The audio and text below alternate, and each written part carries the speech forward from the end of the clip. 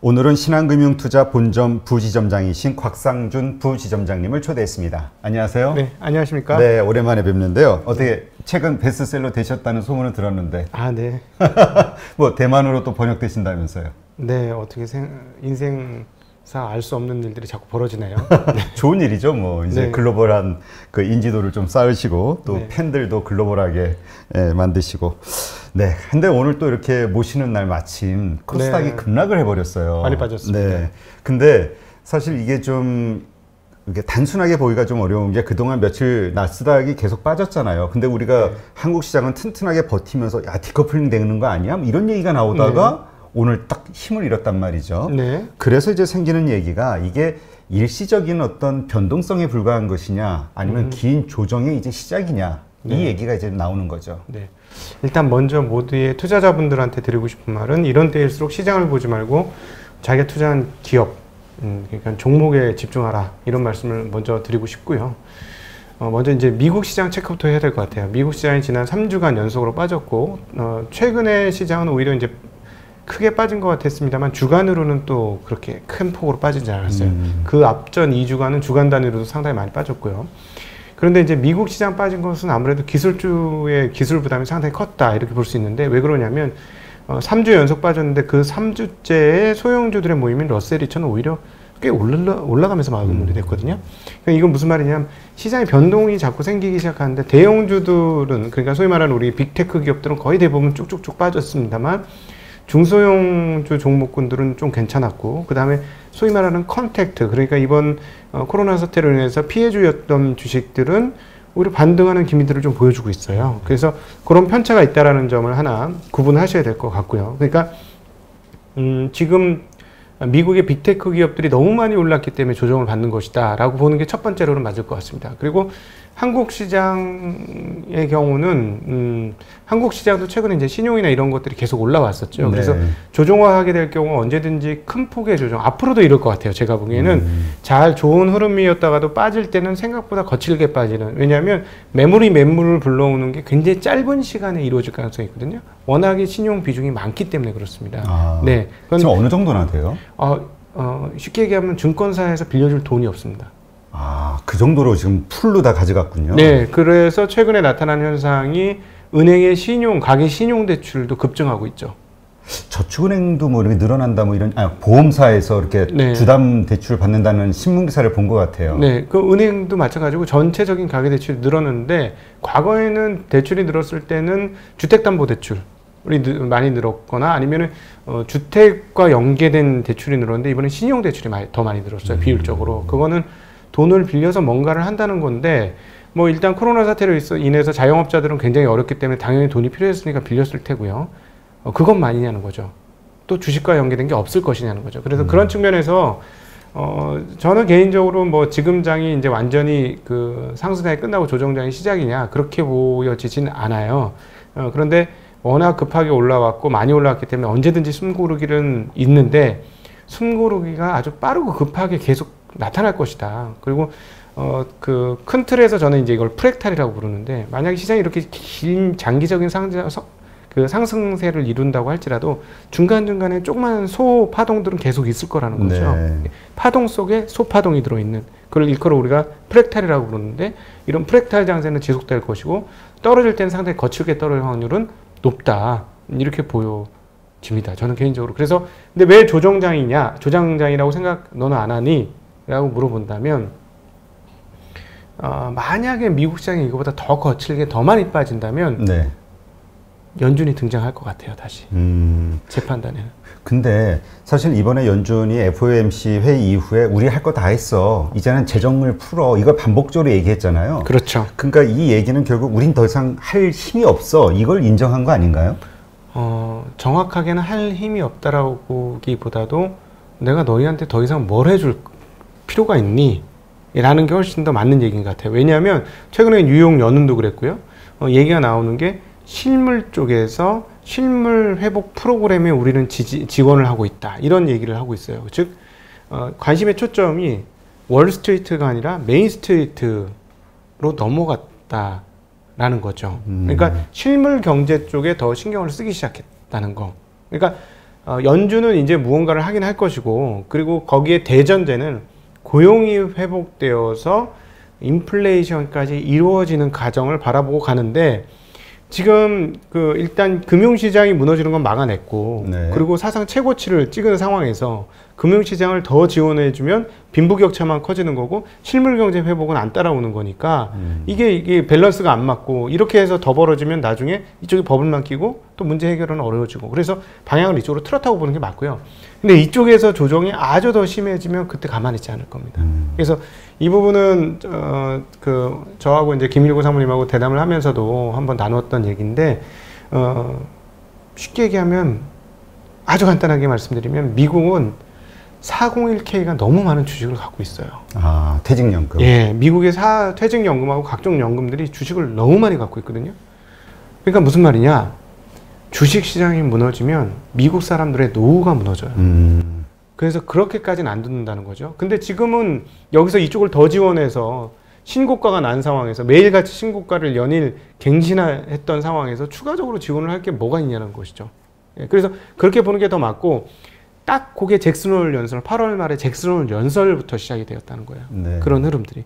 그래서 딱 그때부터 시작이 안 좋아요. 근데 만약에 여기서 일정 부분 침체고, 뭐 침체도 이제 감내할 정도 수준의 침체면 그냥 시장은 갈 겁니다. 그냥 그렇게 가는데, 뭔가 이제 신용도에 문제가 생긴다거나, 지난번처럼 그 기업들이 부도가 가능성이 다시 높아진다거나, 뭐 이런 식이 되면 연준은 또다시 구두 개입을 하든 어떤 개입을 하든 할 것 같아요. 왜냐하면 그런 측면에서 제가 이거는 전혀 조정장일 가능성, 즉 하락 후 다시 반등을 할 가능성이 높은 장이라고 일단은 지금 생각하는 게 맞을 것 같고, 추세적인 하락장은 아니라고 보는 게, 추세적인 하락장이 오기 위한 조건이 너무 없어요.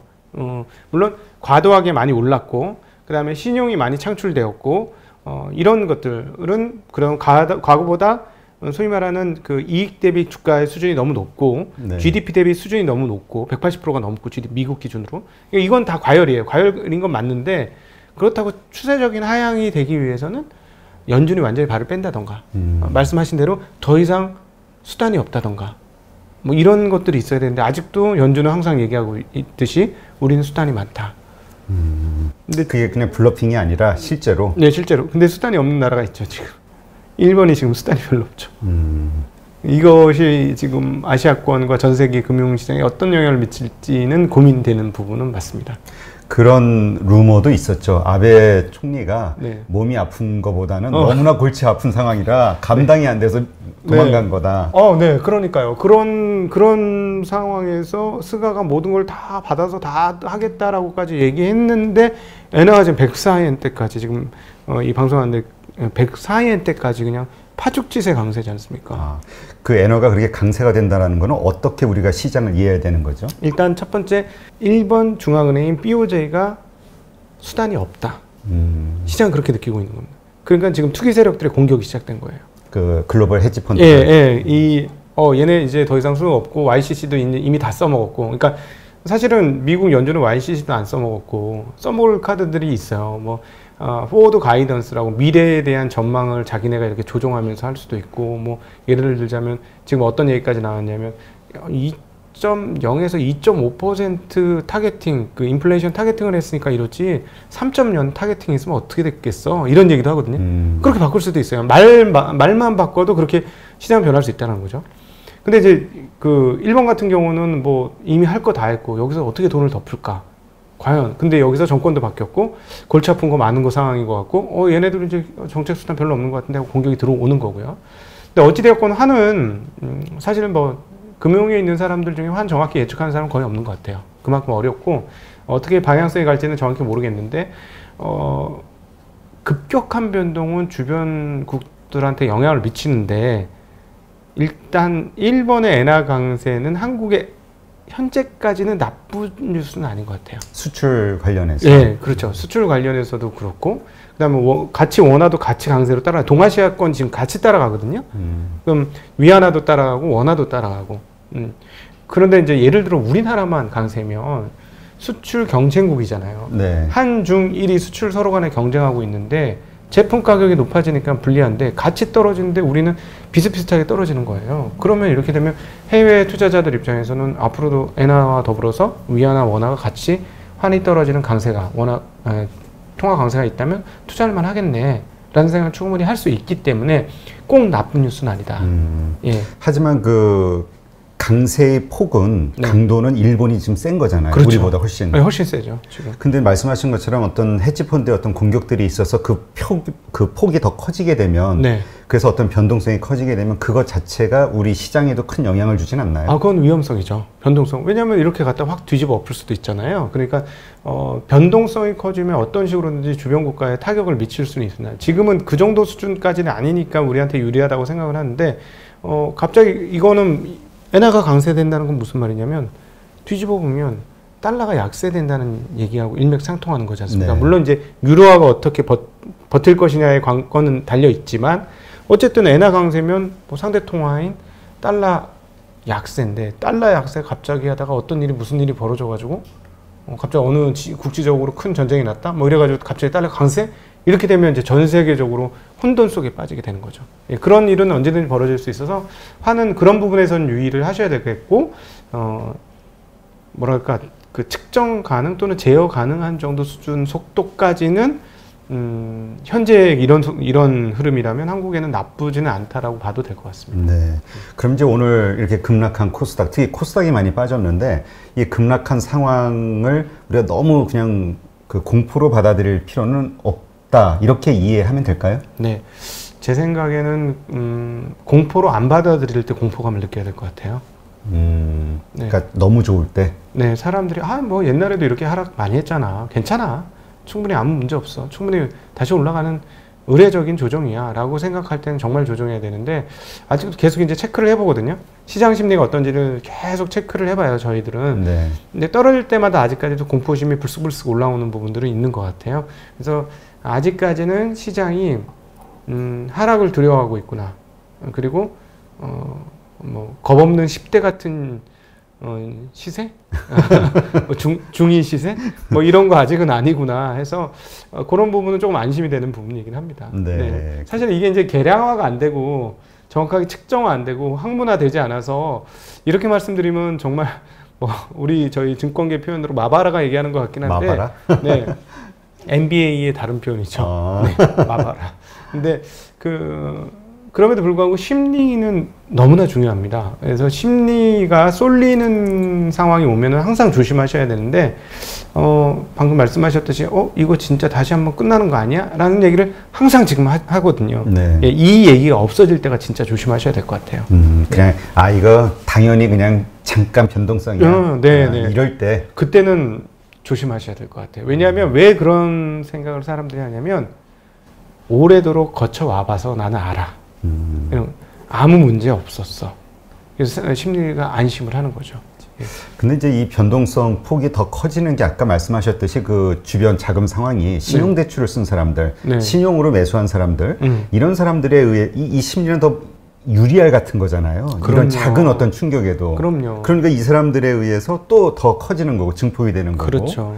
이 어쨌든 지금 장세, 그러니까 그렇게 막 빚을 내면서까지 투자할 만한 그런 어떤 상황이라고 보시나요? 어떤 상황도 빚을 내서 투자할 상황은 별로 없습니다.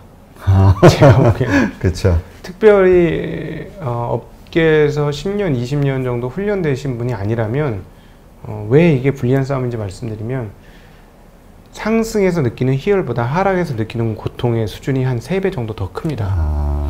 근데 신용을 2배를 써서 한다면 3배가 아니고 6배가 되는 거거든요. 견딜 재간이 없어요. 일반적인 심성에서는 견딜 재간이 없고, 그러니까 6배 이상 훈련되어야만, 쌤이라는 얘기죠. 산술적으로 따지면. 질 수밖에 없는 게임이네요. 예, 뭐 심리를 산술로 표현하는 건 웃기긴 하지만, 좀 이해하기 쉬우시라고 그렇게 말씀드리면, 그래서 개인적으로 개인이 가장 강한 수 있는 여건이 뭐냐면, 시간의 자유로움이에요. 난 이 돈 가지고 연간 수익률 몇 프로 꼭 내야 돼 이런 거 사실은 꼭 중요하진 않잖아요, 개인들한테. 난 좋은 기업 사놓고 난 충분히 기다릴 수 있어. 이게 얼마나 큰 개인들의 투자 장점인지 몰라요. 근데 신용을 쓰면 이 장점을 다 날려버리고 시작하는 거예요. 왜냐하면 신용은 비용이 나가거든요. 시간이 저에게 적인 거예요.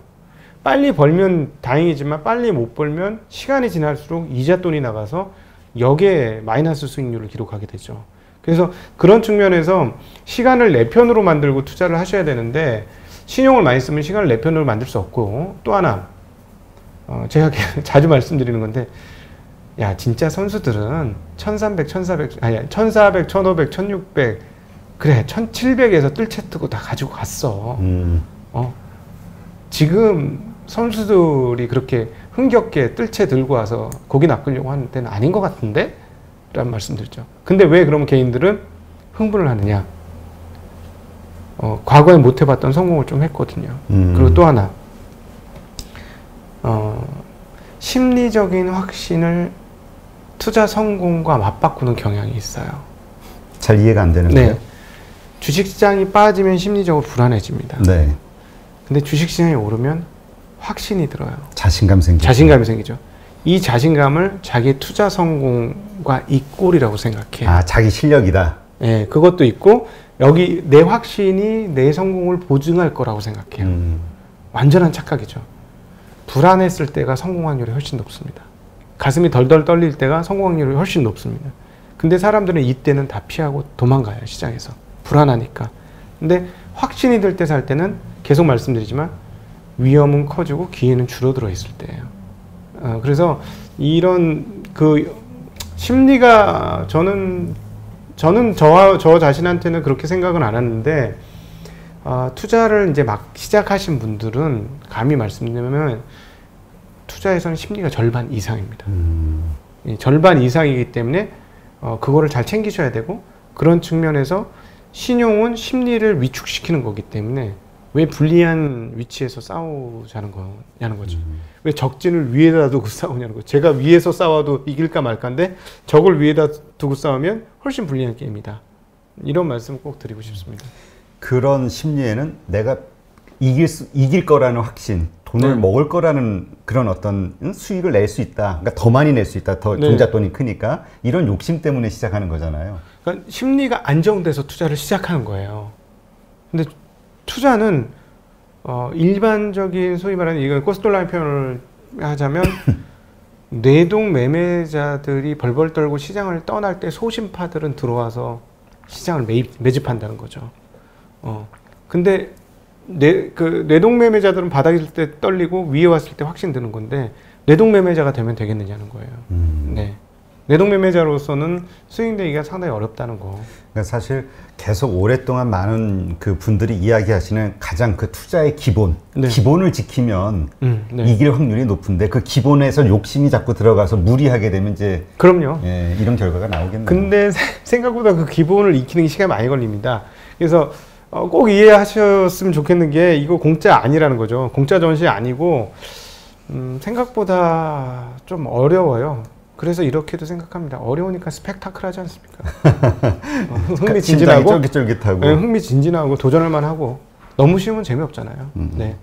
그러면 이번에 오늘 좀 이렇게 빠졌는데 추가적으로 더 하락이 있을 거라고 좀 보시나요? 아니면은 뭐 어느 정도의 조정폭이 좀 있을 거라고 보시나요?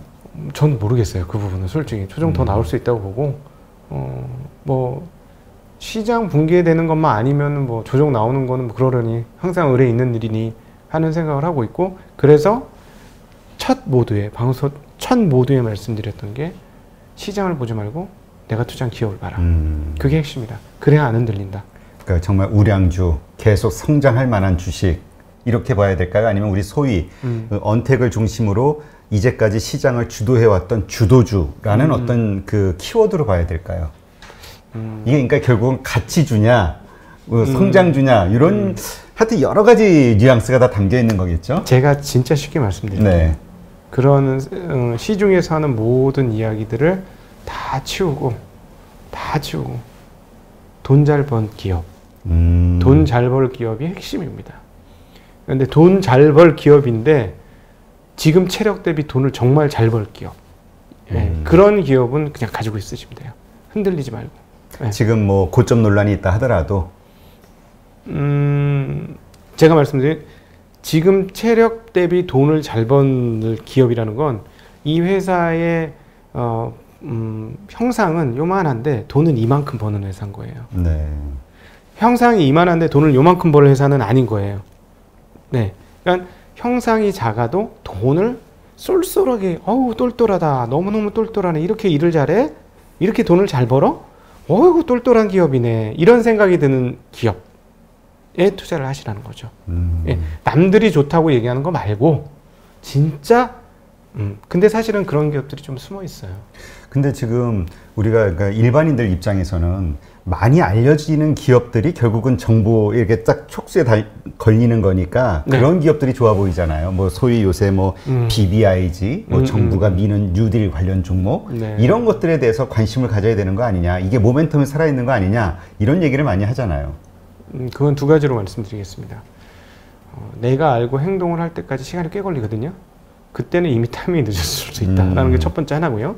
자, 이렇게 하시죠. 그러면 제가 말씀드렸던 아우 너무 예뻐, 너무 착하고 너무 좋은 기업이야. 이거 찾기 힘드시면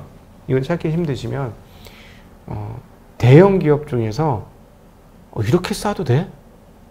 하는 기업들을 찾아보시죠. 네, 대형 그러니까 남들이 좋다는 거 하지 말고요. 저는 이제 항상 드리는 말씀 있어요. 사람 많이 모인 곳에 가지 마세요. 사람 많이 모인 곳에 먹을 거 없어요. 소문난 자체 먹을 거 없고 사람 많이 모인 곳에 위험해요. 주식시장은 특별히 그러니까 사람 많이 모인 곳에 가지 마세요. 이런 얘기 하는데 자 그러면 말씀하신 대로 나는 찾을 수가 없는데 나 이거 너무 어려운데 나한테는 포기해버릴까? 이런 생각이 드는데 그래도 난 투자는 하고 싶은데 이러시다면 든든하고 앞으로도 내가 아무리 따지고 앞으로 보고 뒤로 보고 옆으로 봐도 이 회사 10년에서 20년 사이에 회사가 무너질 것 같지 않은데 근데 되게 싸네. 예, 되게 싼데 현금도 잘 버네. 이런 회사를 찾으시면 어떨까 싶습니다. 너무 어려운가요? 네, 찝어주셔야. 우리 그 팬분들이 많으신데 그 각도기의 네, 의미가 뭡니까? 증시 각도기. 네. 제가 이제 3프로TV에 출연하면서 거기 계신 정프로께서 저에게 지어주신 이름인데 증시의 각을 재라 해서 증시 각도기인데요. 제 이름이 곽씨잖아요. 네. 그래서 그게 이게 뭐랄까 운율이 맞아가지고 곽독이 이렇게 된 거예요. 그래서 많은 분들이 제 이름을 곽독이로 알아요. 그러게요. 네네, 그래서 발음이 또 힘드니까 그냥 다 곽도 띄고 그냥 각독이 그다음에 도기형 뭐 이렇게 저를 부르십니다. 근데 개인적으로 각을 재는 건 별로 안 좋아하고요. 각을 잡아드리는 건 좋아합니다. 네. 네. 그러면 어떻게 좀 섹터 정도 이렇게 좀 좁혀주시면 네. 종목은 아무래도 좀 어려우실 거고 얘기하시니까. 이거는 중요해요. 네. 잘 나가는 산업은 보통 1년 이상의 사이클을 가지고 갑니다. 잘 나가는 산업은. 그런데 보통 그 끝물에 들어오시면 재미없는 것이고요. 잘 나가는 사업이 지금 제일 뭘까 한번 고민을 해보시면 5G는 재작년부터 이야기가 있었어요. 사실은. 근데 이제 미국에서 시작이 되고 있는데 밸류에이션 측정을 새로 한번 해보시라는 말씀 드리고 싶고요. 네. 2차 전지는 과연 어떻게 될까 고민해보면 전기차의 증가 속도와 더불어서 계속 성장하지 않을까요? 네, 그러면 2023, 4년까지는 전기차 성장할 것 같습니다. 네. 그렇게 보이는데 문제는 너무 비싼 주식은 안 되는 거예요. 거기서. 네. 거기서 싼 주식을 발굴해야 되는데 지금 가격이 많이 오른 주식이 대부분이라면 기다려야죠. 조정이 있을 때. 기다려야 돼요. 예, 사실 기다리는 게 제일 힘들어요. 근데 기다린다는 거의 의미, 그러니까 조정의 폭을, 네. 왜냐면 어떤 분은 5%만 떨어져도 떨어진 거 이럴 수 있고, 어떤 분은 10%, 어떤 분은 20%는 떨어지. 다 틀리잖아요, 기준이. 그렇죠. 우리 곽부진 점장님이 생각하는 조정의 폭은 어느 정도예요? 저는 이제 시장에는 별로 관심은 없는데요. 그 기업별로 이 회사가 저는 그냥 이렇게 생각합니다. 이익 대비 10배, 소위 말하는 에빗 10배, 영업이익 대비 10배를 기준으로 봐서 그거보다 내려가면 싸기 시작해지네. 네, 그 중에서도 많이 싼 주식을 찾는 거죠. 그리고 이제 평균으로 이제 요즘 유동성이 좀 많으니까 버퍼를 둡니다. 딱 10배로 두지는 않고 10배에서 12배, 10배에서 14배, 업종별로 조금 그 공간을 다르게 둬요. 이건 뭐냐면 주방장의 레시피예요. 손맛이에요. 이거는 감각적으로. 느끼셔야 돼. 이거는 자꾸 해보셔서 나 이 업종은 EBITDA 15배 이상 줘도 될 거야. 20배까지 가능할 것 같은데. 예를 들자면 뭐 바이오 같은 경우 진짜 좋은 기업이야. 그러면 지금 현재 20배에 거래되고 있는데 아닌데 한 35배 나올 수 있는데 그럼 투자하지 뭐. 이렇게 되는 거고요. 어떤 기업은 이거는 5배 나오는데 미래가 좀 불투명해. 5배도 비싸.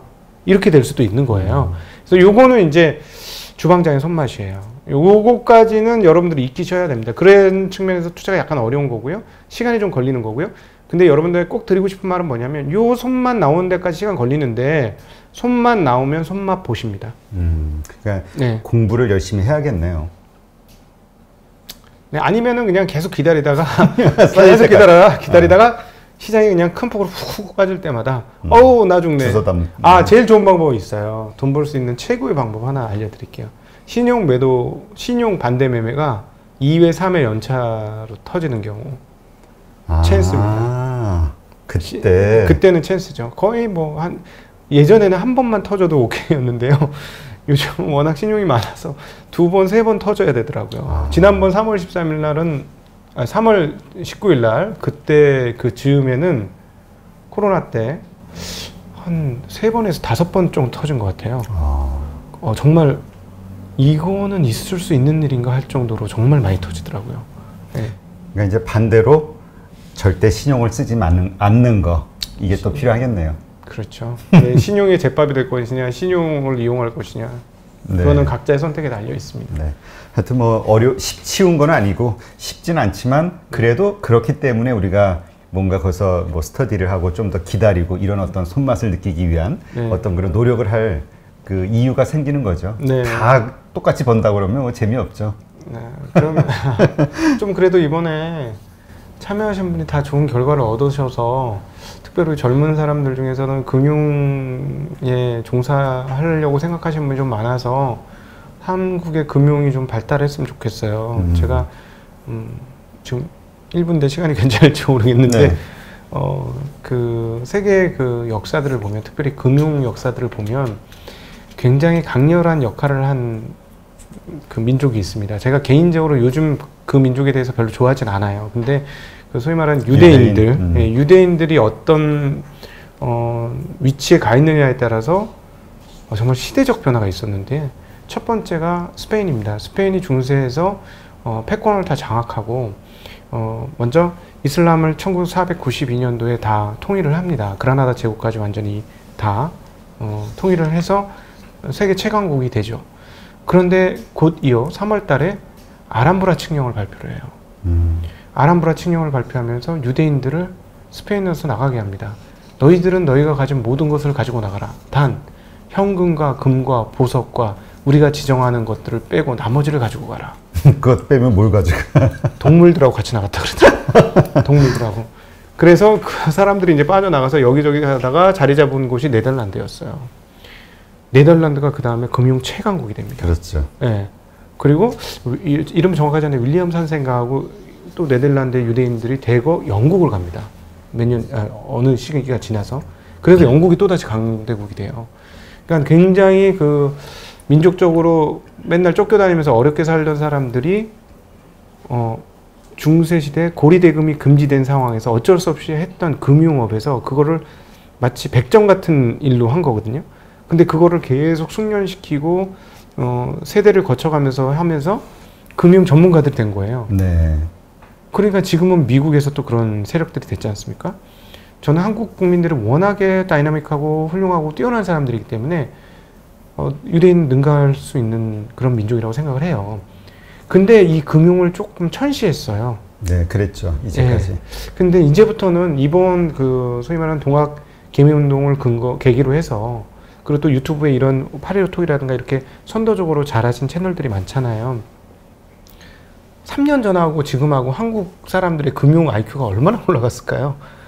되게 높으시더라고요. 댓글 달리는 거 보면은. 제 생각에는 한 5년 전에 비하면 한 5배는 올라간 게 아닌가 싶어요. 정말로 깜짝 놀랄 정도로 금융 지식이 올라갔는데요. 그러니까 저희들도 더 공부하게 되고 덕분에 서로서로 윈윈이라고 생각하는데, 그러니까 이번 기회를 통해서 우리 금융을 잘 아시는 분들 그리고 금융에 대한 지식이 커져서 우리가 여기까지만 잘한다면 한국의 어려운 산업들 이것들을 돌파하면서 새로운 길을 열을 수 있지 않을까 싶습니다. 네, 좋은 말씀이고요. 하여튼 정말 많은 분들이 올바른 투자법, 그러기 위해서는 올바로 해야 되겠죠. 네. 올바로 투자하고 또 올바른 투자법을 지키기 위한 어떤 마음 싸움을 계속 하시다 보면 분명히 그런 상황들이 오지 않을까 기대가 됩니다.